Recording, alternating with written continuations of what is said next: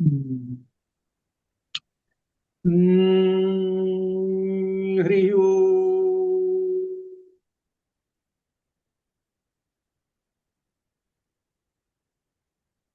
गुरु ब्रह्मा गुरु विष्णु गुरुदेवो महेश्वरः गुरु साक्षात् परं ब्रह्म तस्मै श्री गुरवे नमः। ज्ञानानन्दमयं देवं निर्मलस्फटिकाकृतिम् आधारं सर्वविद्यानां हयग्रीवमुपास्महे हयग्रीवमुपास्महे। श्रुतिस्मृतिपुराणानाम् आलयं करुणालयं नमामि भगवत्पादं शङ्करं लोकशङ्करं लोकशङ्करं सुरदिन्दुविकासमन्दहासां स्फुरदिन्दीवरलोचनाभिरामाम् अरविन्दसमानसुन्दरास्याम् अरविन्दासनसुन्दरी उपासे। शारदा शारदाम्भोज वदना वदनाम्बुजे सर्वदा सर्वदा अस्माकं सन्निधिं क्रियात्। शुक्लां ब्रह्म विचारसार परमाम् आद्यां जगद्व्यापिनीं वीणा पुस्तकधारिणी अभयदां जाड्यान्धकारापहां हस्ते स्फाटिकमालिका विदधती पद्मासने संस्थितां वन्दे तां परमेश्वरीं बुद्धिप्रदां शारदां शरज्योत्स्ना शुद्धां शिशियुतजटाजूटमकुटां वरत्रासत्राणस्फटिकघुटिका पुस्तकगरां सकुन्नत्वा नत्वा कथमिव सतां सन्निधत्ते मधुक्षीरद्राक्षा मधुरिमधुरीणा फणितयः పరబ్రహ్మణే నమః। ఈ రోజు నుంచి చాందోగ్యోపనిషత్తుని అధ్యయనం చేద్దామనేటువంటి సంకల్పం. ఇందులో విశేషం ఏంటంటే చాందోగ్యోపనిషత్తు సామవేదానికి అనుసంధానమైనటువంటిది. చాందోగ్యోపనిషత్తు ఈ చాందోగ్యోపనిషత్తు విశేషం ఏమిటంటే దీనిలో చెప్పే తత్వమసి వస్తుంది. ఈ తత్వమసి అనేటువంటి ప్రధానమైన మహావాక్యం.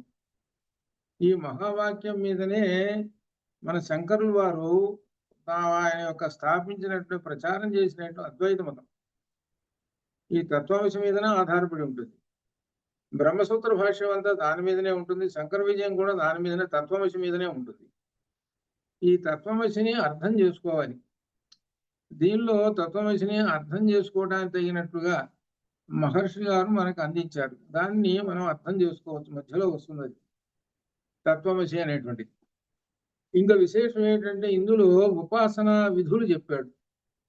ఒక సుమారు 50 ఉపాసనల దాకా ఉంటాయి. ఈ ఉపాసనలు అర్థం చేసుకోవాలి. చేసుకొని ఎవరికి ఏ ఉపాసన గురువు గారిని అడిగి వాళ్ళకి తగినటువంటి ఉపాసన చేసుకోవచ్చు. ఇది సాక్షాత్తుగా వేద స్వరూపం. ఇది పట్టుకున్నటువంటి వాళ్ళు వేదాన్ని పట్టుకున్నట్టే. వేదము అంటే అర్థమేను పరబ్రహ్మం, ఆ పరమాత్మను పట్టుకున్నట్లే. ఇంకా సందేహం ఏమీ లేదు. ఇది అందులో ఉపనిషత్తుల్లోకెల్లా ఉపనిషత్ రాజం అందులో.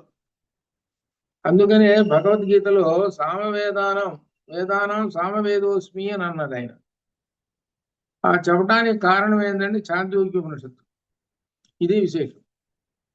ఈ సామవేదాన్ని గానం చేసేటువంటి వాళ్ళని ఛందోగులు అంటారు. వాళ్ళని సామగానాన్ని చేసేవాళ్ళు.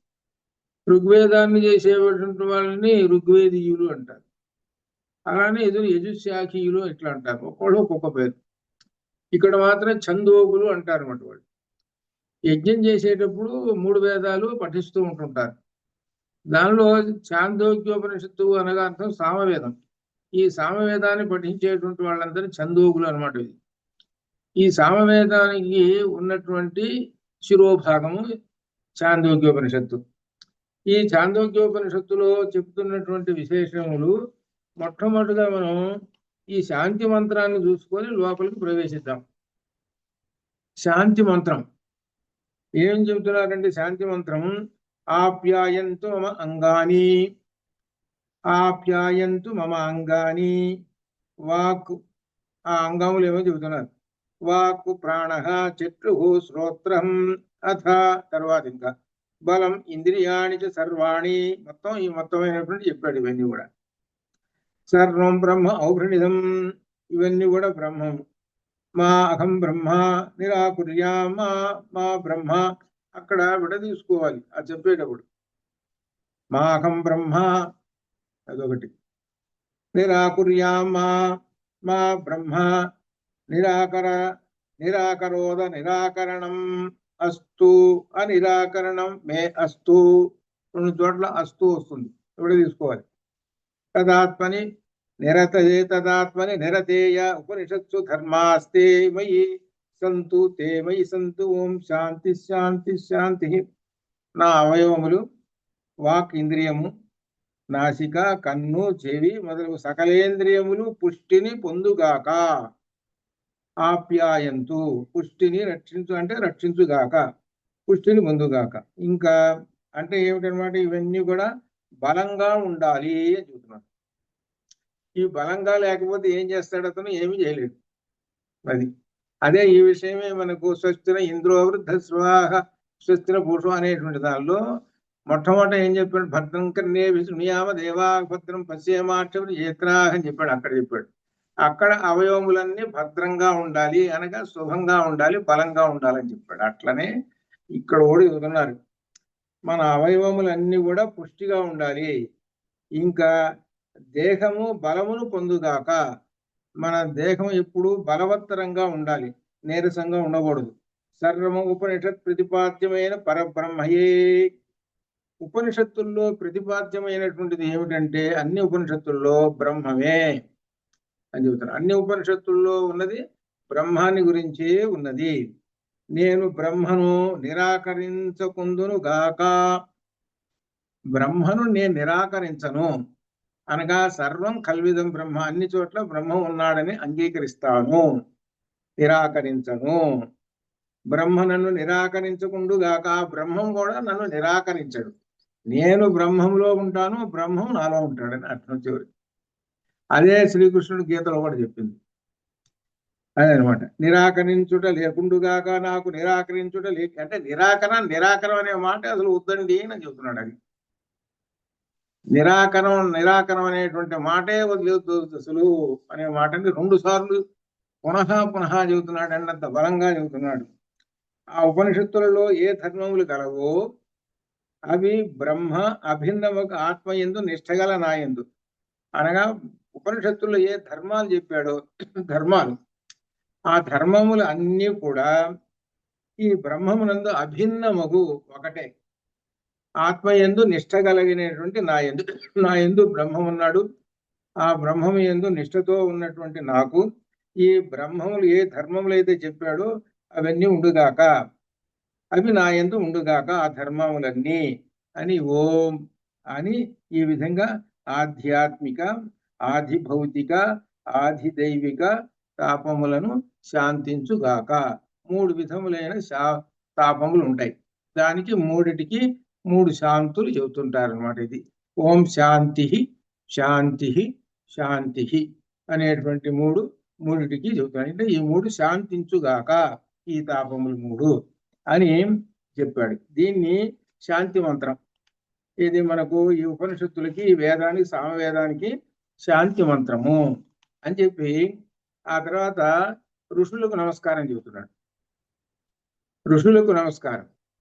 ఋషి ఓ నమో బ్రహ్మాదిభ్యో, ఓ నమో బ్రహ్మాదిభ్యో బ్రహ్మ విద్యా సంప్రదాయ కర్తృభ్యో, బ్రహ్మ విద్యా సంప్రదాయ కర్తృభ్యో వంశ ఋషిభ్యో నమో గురుభ్యః. ఇట్లా మొట్టమొదట ఋషులకు నమస్కారము, గురువులకు నమస్కారము. ఋషి అని అంటే అర్థం ఏంటంటే జితేంద్రియుడు. జితేంద్రియుడు అయినటువంటి వాడే ఋషి అవుతాడు. జితేంద్రియుడు అయినటువంటి ఋషి అవుతాడనంటే అతనికి, ఆ ఋషికి ఏం తెలుస్తుందంటే త్రికాలములు తెలుస్తాయి, భూత భవిష్యత్ వర్తమానములు తెలుస్తాయి. అందుకనే ఋషులు చెబుతుంటారు చూడండి, ఏమిటంటే ఏదో శాపం పెట్టారనుకోండి, ఆ శాపాన్ని తిరిగి చెబుతారు. ఫలానా అప్పుడు ఫలానా రామచంద్రమూర్తి వస్తాడు నీకు అంటే అర్థమైంది, భవిష్యత్తు కూడా తెలుస్తుంది. అది అర్థం ఋషి అంటే అది. కాబట్టి అటువంటి ఋషులకు నమస్కారము. వాళ్ళు ఎవరు? బ్రహ్మాదిభ్య, బ్రహ్మదేవుడి దగ్గర నుంచి అందరికీ దేవతలందరికీ మొట్టమొదటి నమస్కారం చేస్తున్నాను. తర్వాత బ్రహ్మ విద్యా సంప్రదాయ కర్తృభ్య, బ్రహ్మ విద్య ఇదే ఉపనిషత్ విద్య. ఈ ఉపనిషత్ విద్యకి ఎవరైతే కర్తలైతే ఉన్నారో ఆ మహర్షులు వాళ్ళందరికీ కూడా నమస్కారము. అనగా ఉపనిషత్ విద్య ఎవరైతే అధ్యయనం చేస్తున్నారో మహర్షులు, గురువులు ఆ శిష్యులు చెబుతున్నారో వాళ్ళందరికీ, ఆ గురువులందరికీ కూడా నమస్కారము. వంశ ఋషిభ్య, ఇంకో విశేషం చెబుతున్నాడు. ఇక్కడ ఒక గొప్ప విశేషం ఏమిటంటే దీనిలో వంశ ఋషిభ్య, మన వంశం ఉందండి, వంశం ఉంది. వంశం అంటే తెలిసిందే కదా మనకు. ఈ వంశమునకు ఋషులు ఉన్నారు. ఆ ఋషులు అంటే ఏమిటంటే ఇప్పుడు ఉదాహరణకి భారద్వాజ గోత్రం ఉంది, దానికి ఋషులు చెప్పండి అన్నారనుకో, అప్పుడు ఏది ముగ్గురు ఋషులు, త్రయార్షేయం. ఆ ఋషులు అనగా ఏమిటి? మీ వంశంలో ఉన్న ఋషులకు నమస్కారము అంటే ఇక్కడ అర్థము మీ వంశము మొత్తము ఎవరైతే ఉన్నారో వాళ్ళందరూ సంతోషిస్తూ ఉంటారు. ఎవరంటే మనవాడు చాందోగ్యోపనిషత్తు చదువుతున్నాడు, మన అందరికీ గొప్ప విశేషమైనటువంటి పుణ్య ఫలాలు లభిస్తాయి. మనం చదువుతున్నాం కాబట్టి మన వాళ్ళందరికీ అంటే మన పైన ఉన్నారు, ఎన్ని తరాలు, 7 తరాలు 10 తరాలు ఉన్నారనుకోండి, వాళ్ళందరూ కూడా పునీతం అవుతారు. అది గొప్ప విషయం. అది చెబుతున్నది దీనిలో అంత విశేషం. కాబట్టి ఈ వేదం అనేటువంటిది, ఈ సామవేదం అనేటువంటి చాందోగ్యం అనేటువంటి అంత గొప్పది, అంత విశేషమైనటువంటిది అని వంశ ఋషిభ్య. తర్వాత నమో గురుభ్య, చివరికి గురుభ్య అనగా ఆచార్యుడి దగ్గర చదువుకుంటున్నారు కదా, గురుభ్య ఇదో బహువచనం వేస్తున్నాడు అనమాట. అంటే గురువులు చాలా మంది ఉంటారు, అక్కడక్కడ చదువుకొని ఉంటున్నాం, వాళ్ళకి నమస్కారము గురువులకి అని ఈ విధంగా చదువుతున్నాడు అనమాట. కాబట్టి అందువలన ఇక్కడ విశేషం ఏమిటంటే భగవాను మూలతత్వం చెందిన వారు ఓం. ఓం అనేటువంటిది భగవద్వాచకము, బ్రహ్మవాచకం. మనం నిన్న ప్రశ్నోపనిషత్తులో ఓముల గురించి వచ్చింది వివరంగా. ఓములు ఉండేటువంటి ఏకమాత్ర, ద్విమాత్ర, త్రిమాత్ర. ఇవి దీని ప్రకారంగా ఓంకారం ధ్యానం చేసేటువంటి వాళ్ళు ఏం పొందుతారు అది వచ్చింది. తర్వాత అర్ధమాత్ర కూడా వచ్చింది. అర్ధమాత్ర అనేది కేవలం మానసికమైనటువంటి జపం. ఇలా వీటి వలన ఏంటంటే ఓంకార ధ్యానం వలన ఫలాలు చెప్పాడు. ఏకమాత్ర అయితేనేమో మరలా జన్మిస్తావయ్యా మానవుడుగా, 2 మాత్రలు గనక తోటి జపిస్తుంటే చంద్రలోకం వెళ్ళి మరలా వచ్చి ఒక గొప్ప ధనవంతుడుగాను జన్మిస్తావు.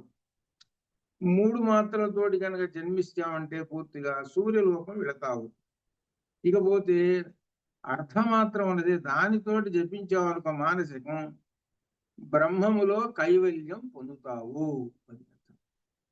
సూర్యుడి కన్నా పైన సూర్యలోకం వెళుతున్నావు, ఆదిత్యలోకం, అది మోక్షానికి సంబంధించిన దగ్గర లోకమే.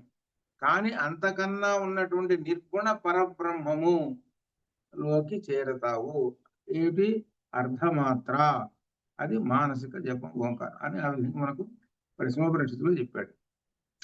ఆ చెప్పినటువంటి ఆ ఓంకారం యొక్క విశేషము ఇక్కడ ప్రారంభంలోనే వస్తున్నది. ఇక్కడ ఛాందోగ్యోపనిషత్తులో ఏం చెబుతున్నారు, ఇది ఇక్కడ విశేషాలు మనం ఇక్కడ తెలుసుకుంటాం ఇప్పుడు అని చెబితే, ఇక్కడ ఆ హిరణ్య గర్భనితో మొదలుపెట్టి అంటే అపరబ్రహ్మ, మనకు 2 ఉన్నారు బ్రహ్మలు, ప్రశ్నోపనిషత్తులో వచ్చాయి. పరబ్రహ్మము, అపరబ్రహ్మము 2 వచ్చినాయి. పరబ్రహ్మమే నిర్గుణం పరబ్రహ్మం. అపరబ్రహ్మం వచ్చేటప్పుడు సగుణ బ్రహ్మం. ఆ అపర బ్రహ్మమే సగుణ బ్రహ్మాన్నే మనము అక్కడి నుంచి సృష్టింతో వచ్చింది. దీన్ని మనం నారాయణ ఉపనిషత్తులో భావించాం. నారాయణ ఉపనిషత్తులో ఉన్నది.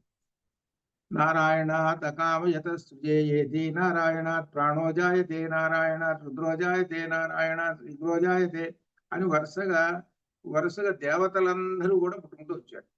దీనిలో మొట్టమొదటి నారాయణుడి నుంచి వచ్చినట్టు ప్రాణోజాయతే, ప్రాణం వచ్చింది. అనగా అపర బ్రహ్మము, ఆ సగుణ బ్రహ్మం దగ్గర నుంచి అంతా కూడా సృష్టి అంతా వచ్చింది.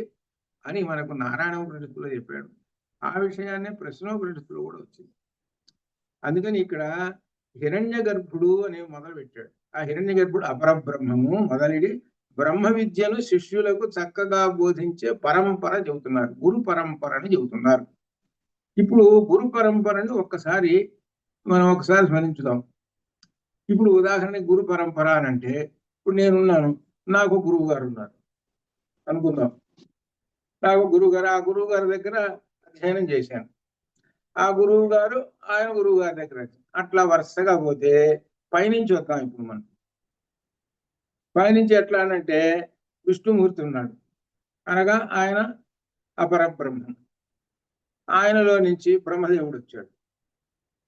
బ్రహ్మదేవుడికి ఏమి ఇచ్చాడు? ఈయన విష్ణుమూర్తి గురువు గారు 3 వేదాలు ఇచ్చాడు.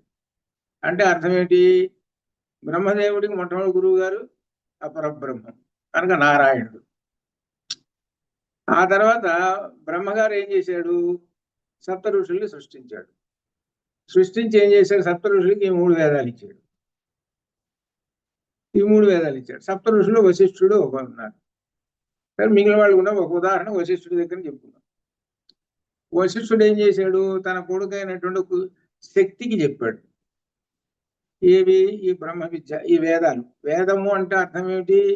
4వ భాగమైనటువంటి ఉపనిషత్తు కూడా ఉంటుంది దానిలో. వేదం అంటే వేదంలో 4 చాప్టర్లు, 4 భాగాలు ఉన్నాయి. 4వ భాగం కూడా దాంట్లో ఉంటుంది వేదం అంటే. వశిష్ఠుడు తన కుమారుని శక్తికి చెప్పాడు. శక్తి ఎవరికి చెప్పాడు? తన కుమారుని పరాశరుడికి చెప్పాడు. పరాశరుడు ఆయన కుమారుడైన వశిష్ఠుడికి చెప్పాడు. వశిష్ఠుడు తన కుమారుడు పరాశరుడు వ్యాసుడికి చెప్పాడు. వ్యాసుడికి అర్థం కాల. పరాశరుడు తన కుమారుడైన వ్యాసుడికి చెప్పాడు. వ్యాసుడు తన శిష్యులకి చెప్పాడు. తన శిష్యులు వైశంపాయనుడు, జైమిని వీళ్ళు ఉన్నారు కదా, వీళ్ళు వాళ్ళకి చెప్పారు. వాళ్ళ చెప్తే వాళ్ళు ఏం చేశారు? వాళ్ళ శిష్యులకి చెప్పారు. దానిలో జైమిని ఉన్నాడు అనుకోండి, ఆ జైమిని గౌడపాదుల వారికి చెప్పాడు. గౌడపాదుల వారు గోవింద భగవత్పాదాచార్యుల వారికి చెప్పారు. గోవింద భగవత్పాదాచార్యుల వారు శంకరాచార్యుల వారికి చెప్పారు.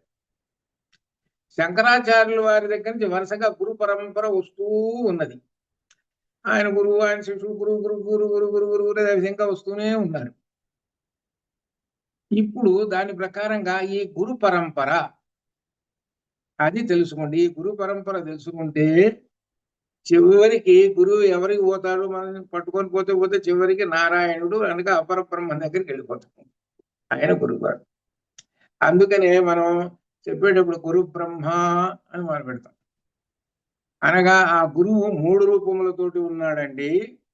గురు బ్రహ్మ, గురు విష్ణు, గురు దేవో మహేశ్వర అని ఆ విధంగా మొదలు పెడతాం. అట్లా అనమాట.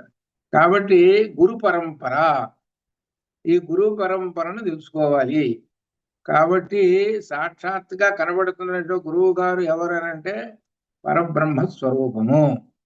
పరబ్రహ్మ స్వరూపము నుంచే సమస్త దేవతలందరూ వచ్చేసేశారు. అంతటి గొప్పవాడు గురువు గారు అని చెప్పడం అని గురు పరంపరను తెలుసుకోమని చెబుతున్నాడు. చెబుతూ ఇక్కడ చివరికి నమో గురుభ్యః, అయ్యా నమస్కారం అండి గురువులకందరికీ అని ఒక మాట చెప్పేసేసాడు. ఇదంతా దేన్ని సూచిస్తుంది అని అంటే వినయమును సూచిస్తుంది. అది అర్థం. మీకు వినయము అనేటువంటి విషయాన్ని గురించి మాట్లాడమంటే మీకు పరీక్షలు పెట్టాలి. పరీక్షలు పెడితే వినయాన్ని గురించి చెప్పండి 5 నిమిషాలంటే ఇప్పుడు దీనికి ఉదాహరణ తీసుకోవాలి. అది విషయం. కాబట్టి గురు పరంపరకి నమస్కారం పెట్టడం అనేటువంటిది ఒక వినయంలో ఒక భాగము. అది అట్లా అనమాట. అది కాబట్టి ఆ వినయం కలిగినటువంటి వాడు ఎవరు? శిష్యుడు. అటువంటి శిష్యుడు వినీత అనగా గురువు గారి దగ్గర సుశిక్షితుడు అని అర్థం. అది ముందు వినయం ఉంటేనే గాని వాడి చదువు రాదు. అందుకనే తద్విధి ప్రణిపాతేన పరిప్రశ్నేన సేవయ అని చెప్పింది. అందుకని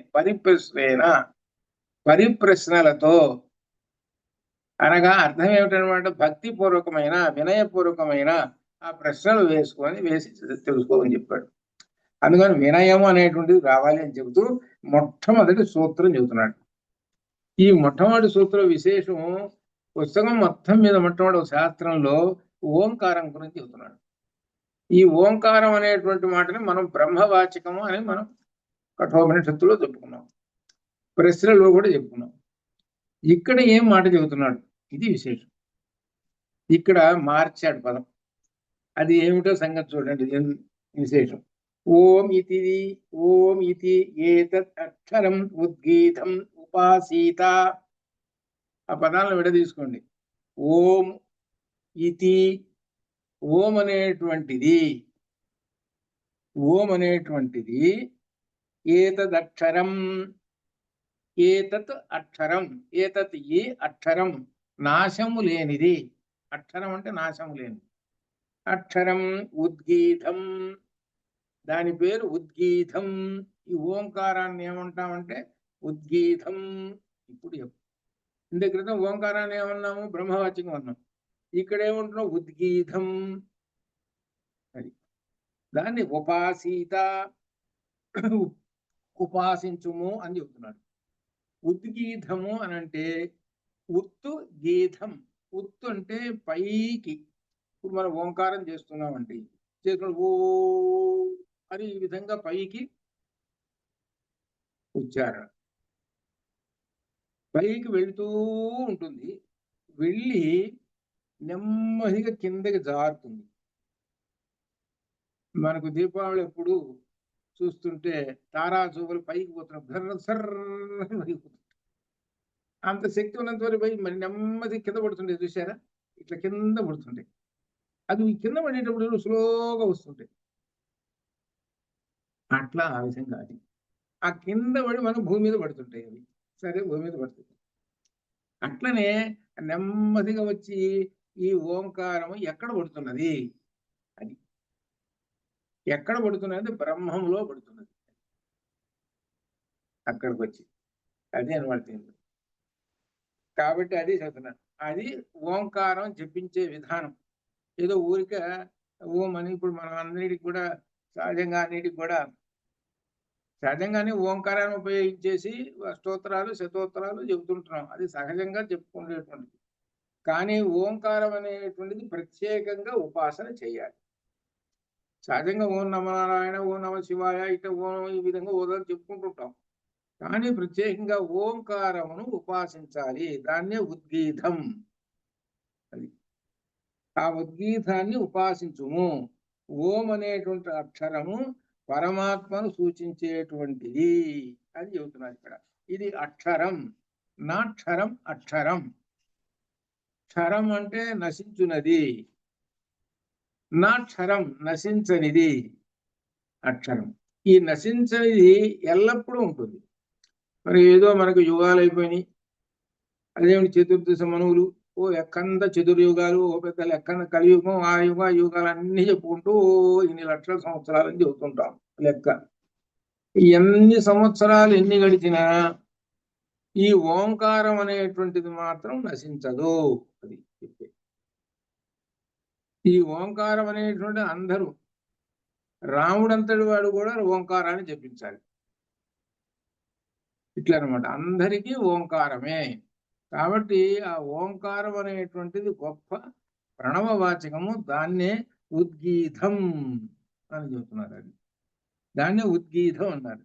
కాబట్టి దీనిని చాలా ఇష్టమైనటువంటిది పరమాత్మకు. పరమాత్మ బ్రహ్మవాచకం అని చెప్పారు అక్కడ. అనగా ఇక్కడ ఉద్గీతము అని చెబుతున్నారు. ఇక్కడ దీనిలో శంకరులు అంటారు, ఓం ఇది ఏతదక్షరం పరమాత్మనః. ఇది పరమాత్మనః ఈ అక్షరం. అభిధానం నేదిష్టం తస్మిన్ ప్రయుజ్యమానే నః ప్రసీదతి. ఇక్కడ విశేషం ఏంటంటే ఇది చాలా ప్రియమైనటువంటిది. తనకు ప్రియమైన పేరుతో పిలవగా మానవుడు ప్రసన్నుడైనట్టుగానే, మానవుడు ఉన్నాడు అనుకోండి, మనిషి ప్రియమైనటువంటి పేరుంది వాడికి, చాలా జాగ్రత్తగా ఇక్కడ అర్థం. వాడి పేరుతో మంచి చక్కగా పేరు ఉందండి, వాడి పేరు ఉంటే వాడిని ఆ పేరుతో పిలవరాదు. ఒరే పండు ఇట్రారా, వాడి పేరు చక్కగా వాడి పేరు ఏదో రామ కృష్ణ లేకపోతే ఏదో చక్కడైన పేరు పెట్టారు కదా. ఎప్పుడన్నా పిలిచా వాడి పేరుతోటి. మరి పండు ఇటు రారా అనేటప్పటికి ఎప్పుడు చూసినా పండు పండు అంటుంటాడు. అసలు నా పేరే తెలియదా ఏంటి అసలు ఈయనకి అని అంటాడు. అదే వాడి పేరుతోటి పిలిస్తే సంతోషిస్తాడు, మనం సంతోషిస్తాం అట్లా. అట్లనే పరమాత్మ కూడాట తన పేరుతోటి పిలిస్తే, నా పేరు ఏంటంటే ఓంకారం. అది అది మనం ఎట్లయితే సంతోషిస్తామో పరమాత్మ కూడా ఓంకారం అంటుంటే ఎవరైతే అంటున్నారో వాళ్ళ పట్ల సంతోషంగా ఉండకి వాళ్ళకి అనుగ్రహిస్తాడు అని అర్థం. దీనికి పోలికతోటి అలా చెప్పాడు. ఎందుకు చెబుతున్నాడంటే ఆ పండు పండు మానుకోండిరా మీరు, ఆ పేరు ఏదైతే ఉందో ఆ పేరుతో పిలవడం అలవాటు చేసుకోండిరా అని చెబుతున్నాడు. అది అట్లా అనమాట. దీనిలో ఉపనిషత్తులు కూడా ఒక విశేషమైనటువంటి మనకు ఒక సూచన సూక్తి కూడా చెబుతుంటుంటాయి. అది అందుకని అనమాట. అలా ఓంకారం ఆ పరమాత్మ ప్రసన్నుడు అవుతాడండి. కాబట్టి ఓంకారమునకి ఇచ్చట పక్కన ఇతి అని కూడా చేర్చాం. ఇతి అని, ఇతి అంటే అర్థం అని అని అర్థం. అని అంటాం, చేర్చి ప్రయోగించడము అని పరమాత్మ యొక్క నామం అని అంటాం. కేవలం ఓం అనే శబ్దస్వరూపం మాత్రమే నిర్దిష్టము. ఇక్కడ ఇతి అనేది మాట సహజంగా వేసినా కానీ ఓం అనేటువంటిది ప్రత్యేకంగా నిర్దిష్టంగా చెప్పబడినటువంటి ఈ ఓంకారము అనేటువంటిది ఇది ఉద్గీతము అని చెబుతున్నాడు. ఈ ఉద్గీతమును ఇక్కడ విశేషంగా పరమాత్మను ఉపాసించే శ్రేష్టమైన సాధనము అని ఉపనిషత్తులలో ఉన్నది. ప్రత్యేకంగా కొన్ని ఉపనిషత్తుల్లో ప్రత్యేకంగా ఓంకారం గురించి ఉన్నది. ఇక్కడ విశేషం ఏం చెబుతున్నాడంటే, ఇక యజ్ఞాది కర్మలు, జపములు, వేదాధ్యయనము, వ్రతములు మొదలగు వాటినందు ఆరంభమున ఓంకారము జపము. ముందు ఓంకారం, తర్వాతనే ఈ కార్యక్రమాలు. ఓంకారానికి అంతటి ముఖ్యంగా చెప్పాడు, అంత ఇంపార్టెన్స్ ఉంది అనేది దాని అర్థం. అంతమనందు కూడా అయిపోయింది కార్యక్రమం. అయిపోయినప్పుడు కూడా ఓంకారాన్ని జపించాలి. అంతమనందు కూడా పలుమార్లు ఓంకారం ఉచ్చరించబడును అని చెప్పారు. ఇది ఎవరు చెప్పారు? శంకరులు చెప్పారు. కార్యం ప్రారంభంలోనూ ఓంకారం పెట్టండి, కార్యం అయిపోయింది అప్పుడు ఓంకార జపం చేయండి. అంటే అర్థం ఏమిటి? ఈ ఓంకార జపం మధ్యలో మొదట ఓంకారం, చివర ఓంకారం, ఈ మధ్యలో ఈ కార్యం అంతా కూడా ఓంకారంలో లీనం అయిపోతుంది. అది అందుకోసం అట్లా అనమాట. అని ఆ విధంగా ఓంకార జపం చెప్పాడు. ఆ ఓంకారముని ఉద్గీతమని అంటారు. ఉద్గీతం అని అంటే ఇక్కడ వేసి ఉత్తు అంటే పైకి, గీతము అంటే బిగ్గరగా చెప్పునటువంటిది, కాబట్టి ఉద్గీతము అన్నారు. ఈ ఉద్గీతము అనేటువంటిది ఏమిటంటే విశేషంగా యజ్ఞకర్మలో అవయవమైన సామగానానికి ఓంకారము అవయవము. ఓంకారముతో ఆ సామవేద మంత్రాలన్నీ కూడా చెబుతుంటారు, వాటికి అవయవమైనటువంటిది అని. పరమాత్మకు ఇది ప్రతీక ఈ ఓంకారము. దాని యందు దృఢమైన ఏకాగ్రత అనే లక్షణము గల బుద్ధిని బాగా నిలబెడుతుంది. ఓంకార జపం ఎవరైతే చేస్తున్నారో వాళ్ళకి బుద్ధి చక్కగా నిలబడుతుంది. బుద్ధి నిలబడ్డదేనంటే మనస్సు ఏకాగ్రతతో బుద్ధిలో లయమవుతుంది. కాబట్టి ఓంకార జపం చేయండి అని మొట్టమొదటి చెప్తున్నారు. ఓంకార జపం కాబట్టి ఓంకార జపం చేయడం పిల్లలకి నేర్పాలి ముందు ముఖ్యంగా. అది సులభమే కాబట్టి అయితే వాళ్ళని కూర్చోబెట్టగలిగి వాళ్ళు చేయగలిగింది. అలా వాళ్ళకి అలవాటు చేస్తే రోజు ఒక మహా అయితే 2-3 నిమిషాలు, ముందు 2-3 నిమిషాలు, తర్వాత వాడికి అలవాటు అయిన దగ్గర నుంచి తర్వాత సమయం ఎక్కువ చేసుకుంటాడు ముందు అసలు. కాబట్టి ముందు మనం చేస్తే తర్వాత వాళ్ళ సంగతి. కాబట్టి ఓంకారం అనేటువంటి మంత్రము ఇది ఒక్క అక్షరమే, ఇది ఒక మంత్రము. ఈ విషయాన్ని గీతలో కూడా వచ్చింది. గీతలో 10వ అధ్యాయంలో వచ్చింది అనమాట. ఏమిటన్నమాట దానిలో? గిరామస్మి ఏకమక్షరం ప్రణవ సర్వ వేదేషు వచ్చింది కదా అక్కడ. ఏకమక్షరం ఉన్నదయ్యా, ఒకటే అక్షరము, అది నేనేను, నేనంటే పరబ్రహ్మమును అని చెప్పాడు ఆయన. అంత విశేషం. అనగా ఓంకారంలో ఎన్ని ఉన్నాయి అని అంటే ఆ ఊమా ఉన్నాయి. మనకు ప్రశ్నోపనిషత్తులో చదువుకున్నాం. ఆ ఊమాకి వరుసగా చెప్పుకుంటూ వచ్చారు. 3 అక్షరాలకి 3 వేదాలు చెప్పారు. ఈ 3కు సంబంధించిన ఎన్నైతే 3 ఉన్నాయో అవి మొత్తం వచ్చేస్తాయి. అదే లలితలో వచ్చింది. త్రయీ లలితలో వచ్చింది. అనగంటే 3 అంటే 3 అవస్థలు: జాగ్రత్త అవస్థ, స్వప్నావస్థ, సుషుప్తి అవస్థ. 3 అవస్థలు. అలానే 3 శరీరాలు. ఈ 3 ఏవైతే ఉన్నాయో అవన్నీ కూడా ఈ ఓంకారంలోకి వెళ్ళిపోతాయి. ఈ 3 ఏవైతే ఉన్నాయో అవంతా కూడా పరమాత్మ స్వరూపములే అన్ని. అవన్నీ అది అంత గొప్పగా ఆ ఓంకారంలో ఇమిడి ఇవన్నీ ఉన్నాయి అని చెబుతున్నాడు. కాబట్టి ఓంకారాన్ని జపిస్తున్నామనంటే వేదముల యొక్క ఫలము వస్తుంది. ఇంకా విశేషమైన ఉన్నాయి, శాస్త్రాలు ఎన్నో ఉన్నాయి కదా, అన్ని అనేకమైన ఉన్నాయి. వాటి ఫలాలన్నీ వస్తాయి. అన్ని ఫలములు కలిసినటువంటిది ఓంకారము. కాబట్టి ఓంకారం జపం యొక్క ప్రాధాన్యత మొట్టమొదట ఈ ఉపనిషత్తులో చెబుతున్నాడు. ఈ ఓంకారాన్ని ఉద్గీతము అని అంటాము ఇక్కడ అని చెబుతున్నాడు. ఉద్గీతము అని చెబుతూ ఇక మంత్రం దీనిలో మొట్టమొదట హెడ్డింగ్ చెప్పేశాడు. చెప్పిన తర్వాత ఇక్కడి నుంచి మంత్రాలు చెప్తూ ఉన్నాడు. ఈ ఉద్గీతం అనేటువంటి హెడ్డింగ్ చెప్పి ఓంకారానికి మొట్టమొదటి మంత్రం చెబుతున్నాడు. ఓమితి ఉద్గాదయతి తస్య ఉపవ్యాఖ్యానం. ఇది విడదీసి చెప్పేది. ఓమితి ఉద్గాదయతి తస్యోపవ్యాఖ్యానం, తస్య ఉపవ్యాఖ్యానం. ఏంటంటే ఓం అనేటువంటిది ఉద్గాత, ఉద్గీతమును బిగ్గరగా గానము చేయును. ఆ అక్షరము యొక్క వివరణము ఇక వస్తూ ఉన్నది. ఏం చెబుతున్నారు దీని యొక్క విశేషం అని అంటే ఏమిటంటే ఓం అని ఆరంభించి ఉద్గాత సామమును గానము చేయును. ఇక ఇప్పుడు సామవేదం చదవాలండి. ఆయన ఉద్గాత సామవేదాన్ని చదివేటువంటి ఆయన కూర్చున్నాడు. ఆయన ఆ కూర్చొని ఆయన ఏం చేశాడు, మొట్టమొదటిగా ఏం చేశాడంటే సామగానం సామమంత్రం చదవాలి కదా. ఆ చదవటానికి మొట్టమొదటిగా ఓంకారము, ఆ ఓంకారమును గానం చేశాడు. ఆ తర్వాత మంత్రం. సహజంగా మనం ఏంటంటే ఓం ఒక మాట ఓం నమస్య చిన్న ఓం చిన్న ఒక అర్ధమాత్రతో అట్లా అలా అనేసి వెళ్ళిపోతుంటాం. అట్లా కాదు. ఓం అనేటువంటిది గానంగా చేసేస్తూ ఉండాలి. పెద్ద ఉచ్చయి శ్రవముతోటి, ఉచ్చయి అంటే పెద్ద ధ్వనితోటి వచ్చి ఆ పైకి వెళ్ళి మళ్ళీ కిందకి అట్లా రావాలి. అట్లా ఆ ఓంకారం అలా చేసిన తర్వాతనే సామవేద మంత్రాన్ని మొదలు పెడతాడు. అది చెబుతున్నాడు.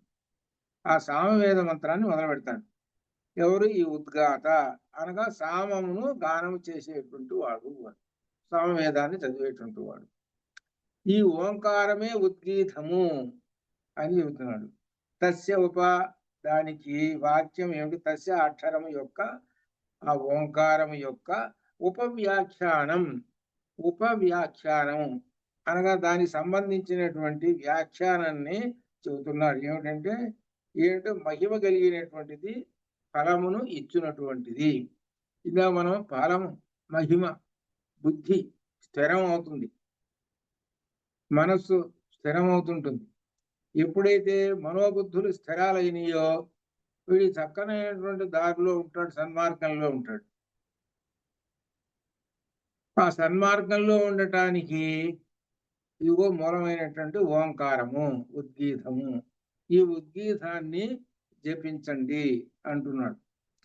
ఈ ఉద్గీతం, ఈ అక్షరం వైపు ఉపవ్యాఖ్య ఈ విధంగా మహిమ కలిగినటువంటి ఫలాన్ని ఇచ్చాడు. ఈ ఫలమును పొందువాడు ఈ మొదలైన విషయములను చెప్పుడు ప్రవర్తిల్లుచున్నది అనే క్రియాపదమును బట్టి వాక్యమును పూర్తి చేయాలి. అనగా ఉద్గీతం తస్య ఉపాఖ్యానం. ఆ ఉద్గీతము, ఆ ఓంకారమును జపం చేసినటువంటి వాడికి ఫలములు లభిస్తాయి అని చెప్పి ఇంకా అసలు గొప్ప విశేషము రెండో మంత్రంలో వస్తున్నది. ఇక్కడ గొప్ప విశేషం వస్తుంది రెండో మంత్రంలో. ఏషాం భూతానాం పృథివీరసః, ఏషాం భూతానాం పృథివీరసః, పృథివ్యా ఆపోరసః, అపాం ఓషధయోరసః, అపాం ఓషధయోరసః, ఓషధీనాం పురుషోరసః, పురుషస్య వాగ్రసో వాచరుక్కు రస వాచరుగ్రస రుచస్సామః, అలానే సామః ఉద్గీధోరసః. చివరికి ఎక్కడికి వచ్చాడు అంటే మనం ఓంకార జపం చేయాలండి. ఓంకార జపం చేయాలి అని అంటే మనలో శక్తి ఉండాలా లేదా? ఏ శక్తి ఉండాలంటే కదా అన్నం తినాలంటే రోజు అన్నం తింటున్నాడా లేదా? అది అన్నం తింటలేదు 2 రోజుల నుంచి.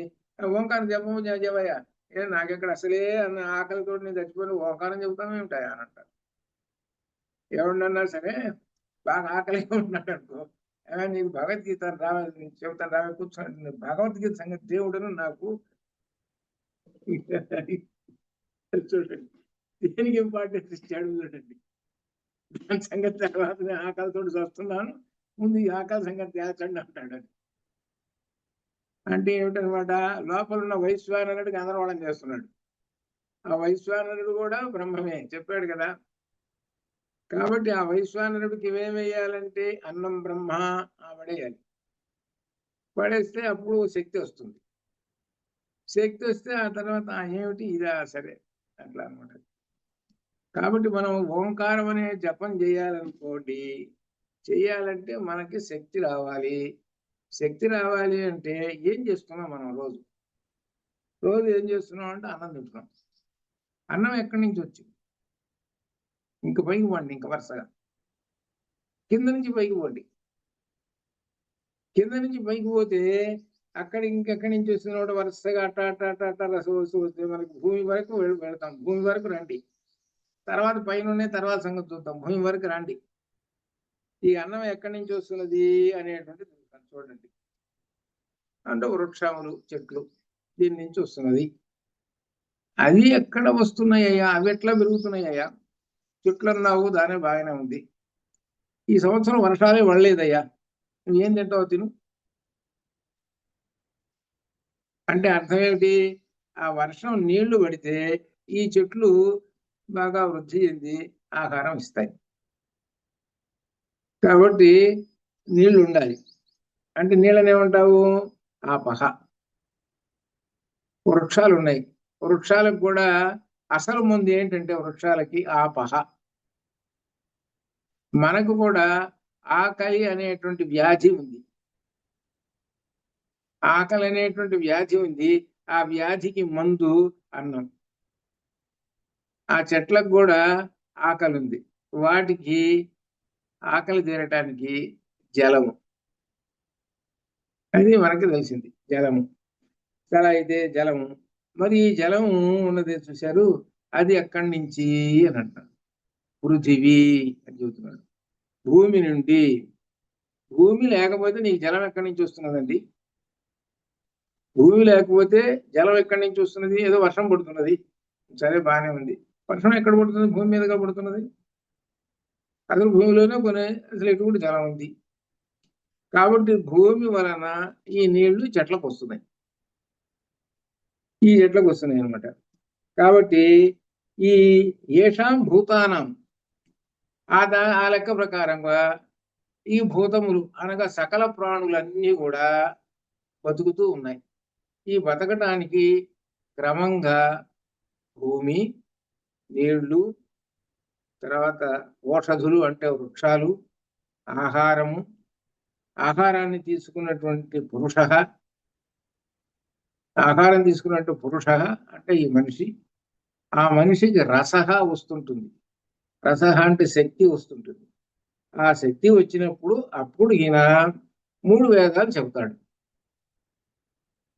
ఈ 3 వేదాలు చెబుతాడు. అప్పుడు ఆ 3 వేదాలు చెప్పి చివరికి ఉద్గీధో రసహ, చివరికి ఉద్గీతము, ఓంకారమే రసము వీటన్నింటికి. కాబట్టి ఓంకారం నుంచే అన్నీ వచ్చాయి అని వరుసగా చెబుతుంటాడు. ఇక్కడ మనం కొన్ని ఉపనిషత్తులను కూడా మనం అనుసంధానం చేసుకుంటాం. ఇక్కడ భూమి వరకు చెప్పాడు. భూమి ఎక్కడి నుంచి వచ్చింది అంటే పైనుంచి. ఆత్మనః, ఆ పరబ్రహ్మము ఓంకారం. ఓంకారం నుంచి, ఆ బ్రహ్మము నుంచి, ఆత్మనః ఆకాశ సంభూత, అక్కడి నుంచి తత్యని చెప్పింది కదా, అక్కడి నుంచి వరుసగా ఇవన్నీ కూడా వరుసగా వచ్చాయి. కాబట్టి ఓంకార జపం చేస్తున్నామంటే వాటికి మూలమైనటువంటివి ఏమిటో ఒకసారి వెనక్కి తిరిగి చూసుకో. ఒక్కసారి వెనక్కి తిరిగి చూసుకో అని చెబుతున్నాడు. సకల భూతములన్నీ కూడా ఇదిగో ఈ నీ భూమి వలన బ్రతుకుతూ ఉన్నాయి అని చెబుతూ ఇవి మన చెప్పి. కాబట్టి మనకు కనపడుతున్నటువంటి ఈ భూమి మనకు అన్నం పెడుతున్నది. అందుకనే దీనిలో గీతలో భూమిని గురించి చెబుతూ ఏం చెప్పాడనంటే, ఈ భూమిలో నేను ప్రవేశించి,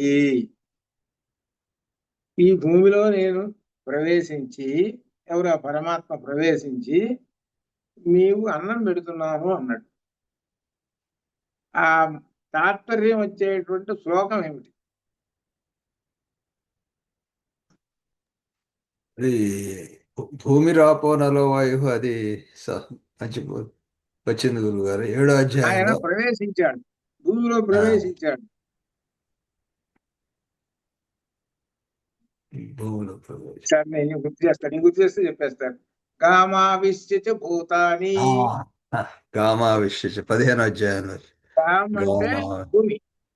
ఈ భూమిలో నేను ప్రవేశించి భూతాని సకల ప్రాణములకు నేను శక్తిని ఇస్తున్నాను, అన్నం పెడుతున్నాను అన్నాడు. సకల ప్రాణులకు అన్నం పెడుతున్నాడు, భూమిలో ప్రవేశించి అందరికి అన్నం పెడుతున్నానంటే ఇదిగో ఇది దీని యొక్క వివరణ.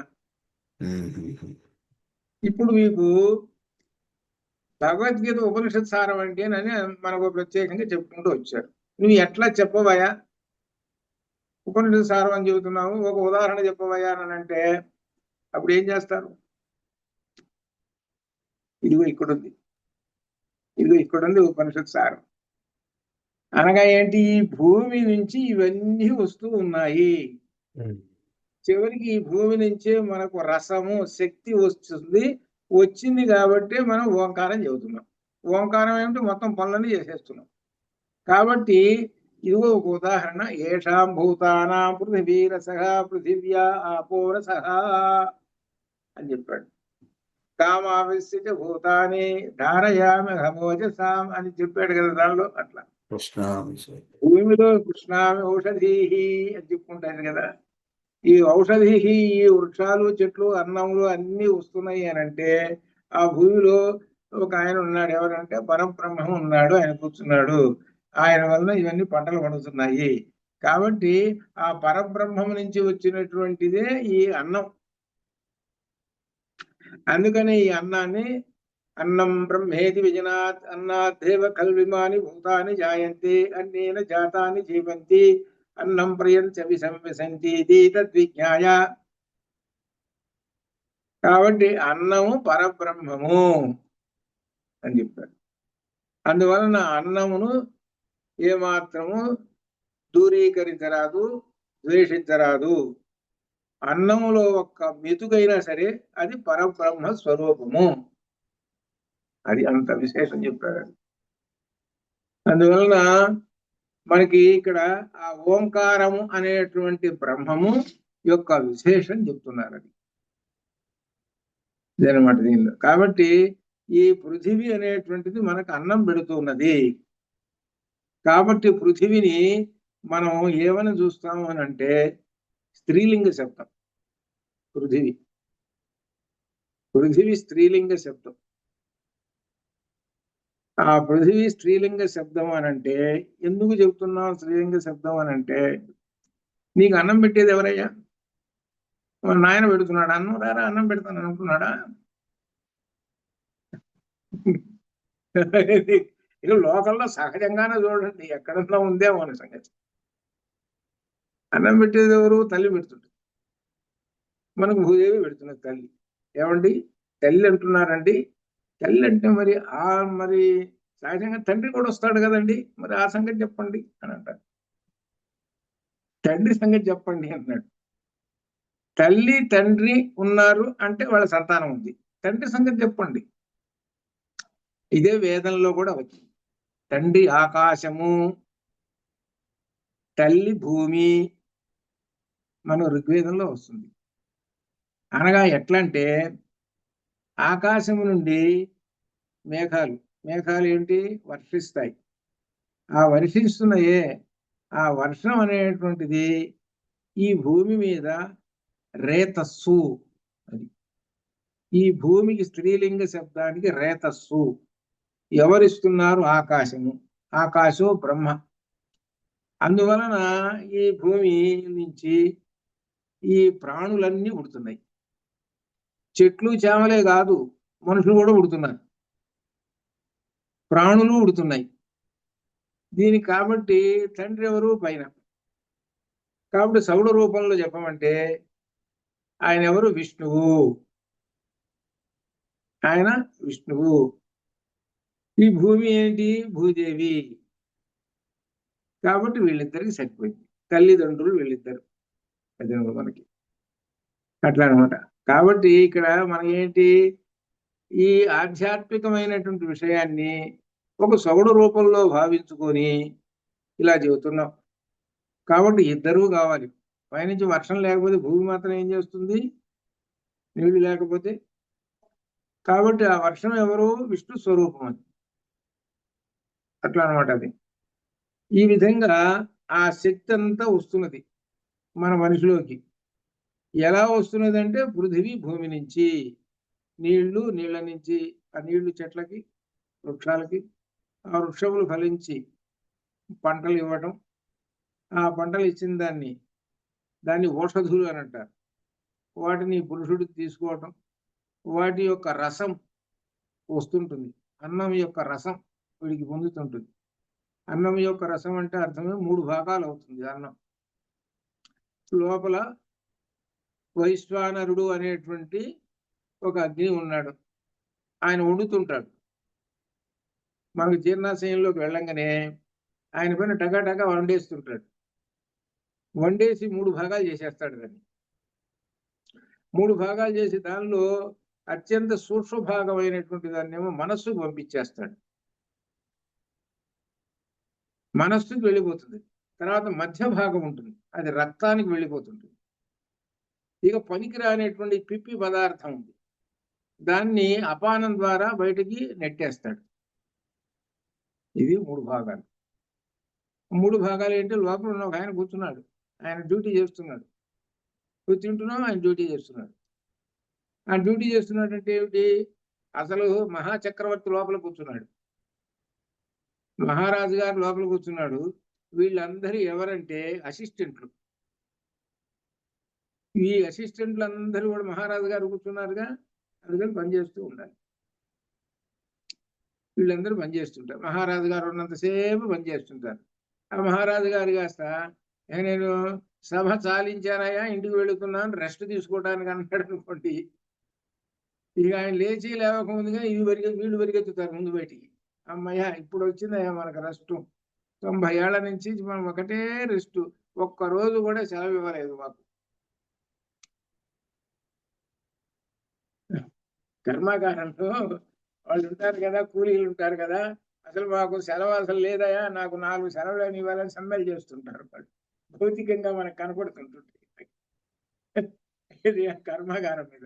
అట్లనే ఈ కర్మాగారంలో మేనేజర్ ఒకడు ఉన్నాడు, ఆ పరబ్రహ్మం. ఆ పరబ్రహ్మం మీద స్ట్రైక్ చేశారనుకోండి, సరే చేసుకోండి నేను పోతున్నాను అంటాడు. అదే అనమాట ఇట్లా. కాబట్టి చూసుకోండి, ఈ అన్ని సంవత్సరాలు అయితే జీవించాడో అన్ని సంవత్సరాలు మన లోపల ఉన్నటువంటి దైవ శక్తులు ఎలా పనిచేస్తున్నాయి. ఆ దైవ శక్తులు పనిచేయడానికి లోపల బ్రహ్మము ఉన్నాడు.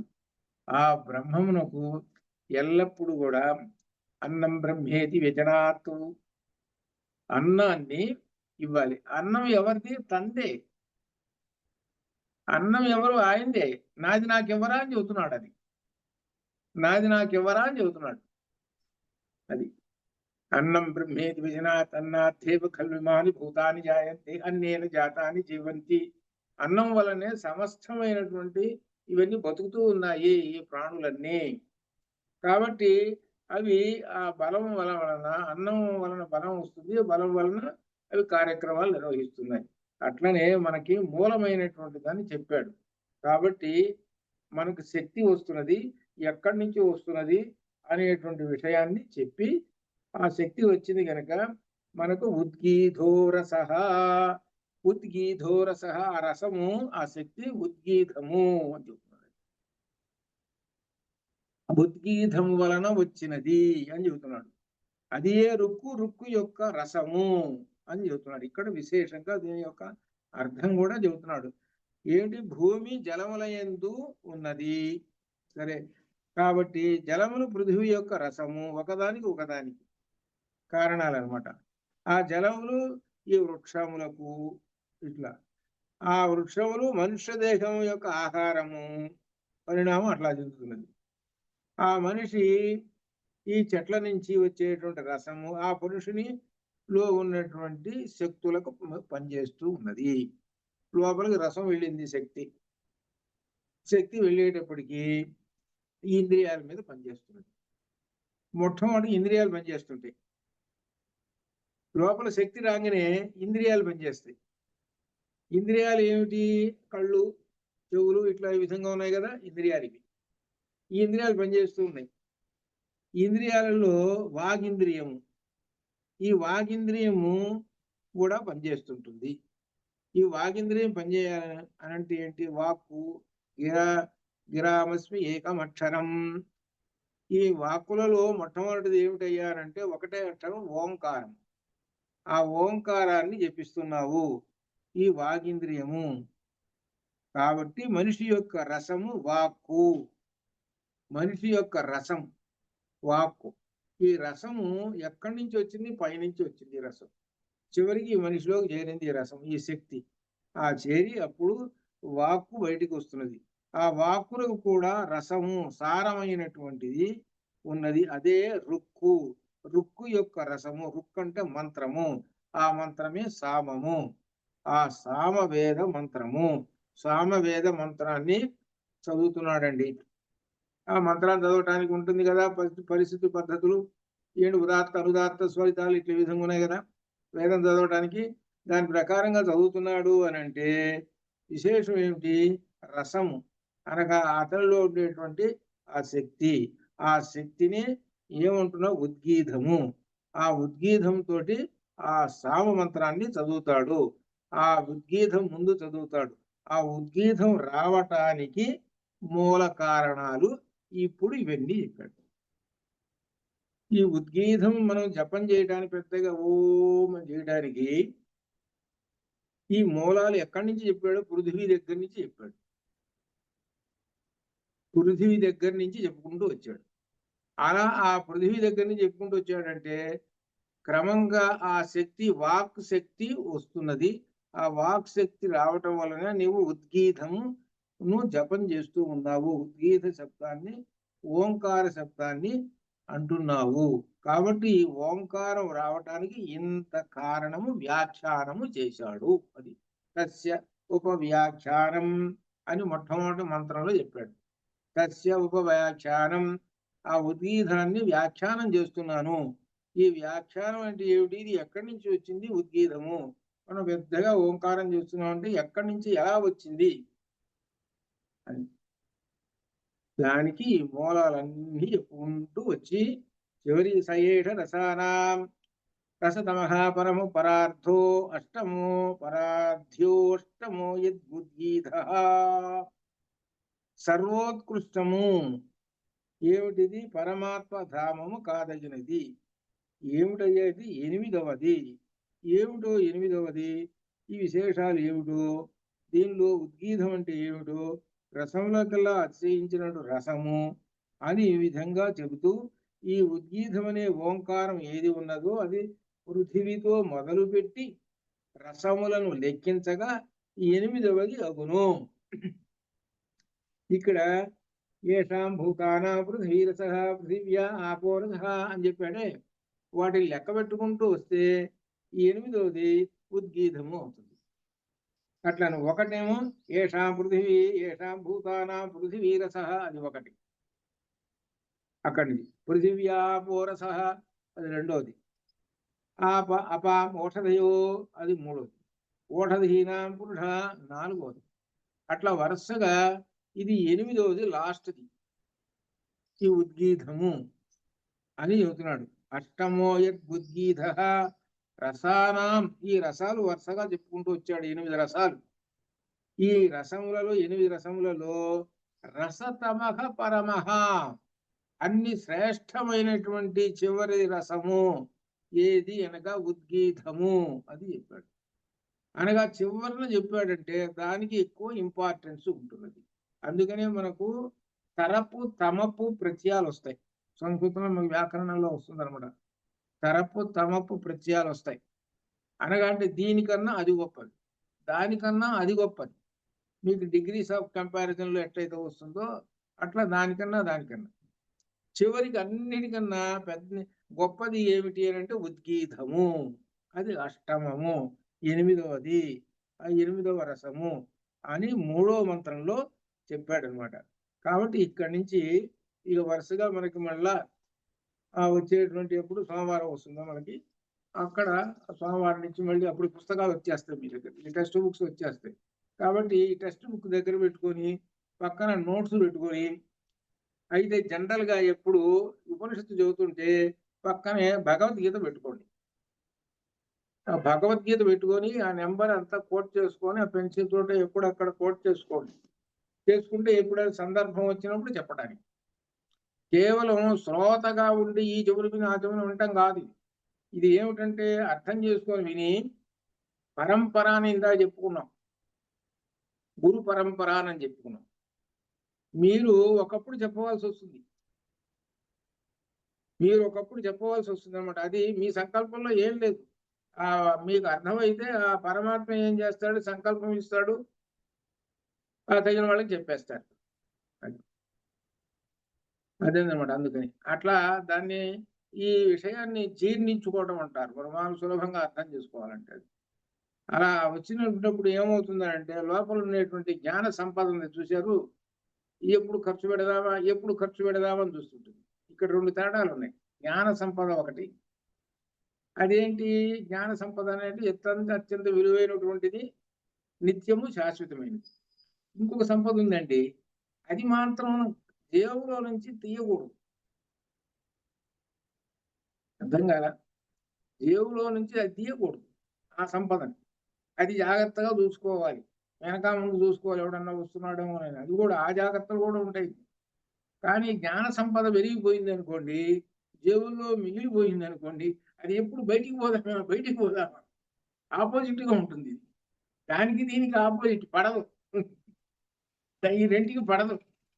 ఈ జ్ఞాన సంపద ఎప్పుడు బయటికి పరిగెత్తుదామని చూస్తుంటుంది, ఆ సంపద ఏమో లోపల ఎక్కడ దాక్కుందామని చూస్తుంటుంది. ఈ రెండింటికి తేడా. అందుకనే అనమాట. కాబట్టి ఆ జ్ఞాన సంపద అనేటువంటిది అంత గొప్పది అనుకోవచ్చు. కాబట్టి ఆ విధంగా మనం చేసుకుందాం. తర్వాత దీన్ని మనం వచ్చే మళ్ళీ సోమవారం దగ్గర నుంచి 3 వారాలు అంటే శుభభయాత్తు. పూర్ణమద పూర్ణమిదం పూర్ణాత్ పూర్ణముదచ్యతే పూర్ణస్య పూర్ణమాదాయ పూర్ణమేవావశిష్యతే. అసతో మా సద్గమయ తమసో మా జ్యోతిర్గమయ మృత్యోర్మా అమృతంగమయం. శాంతి శాంతి శాంతి. శుభం భూయాత్.